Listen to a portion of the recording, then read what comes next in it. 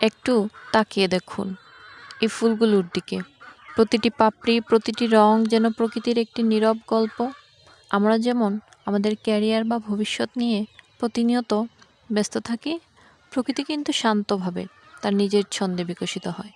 এই বাগানের প্রতিটি চারা আলাদা আলাদা সময়ে বেড়ে ওঠে, কোনোটি আগে আবার কোনোটি একটু পরে ফোটে। মানুষের জীবনটাও ঠিক তেমনই।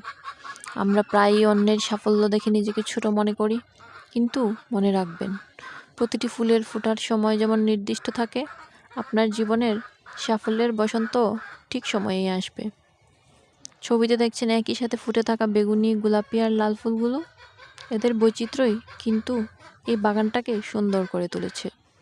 আমাদের জীবনটাও যদি সবার মতো একই রকম হতো, তবে তাতে কোনো মাধুর্য থাকতো না।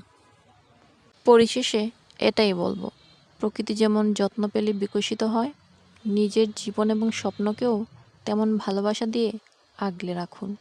ধাপে ধাপে এগিয়ে যান, দেখবেন একদিন আপনার জীবনও এই ফুলের মতো সুন্দর আর সুবাসিত হয়ে উঠবে। প্রকৃতির সান্নিধ্যে থাকুন।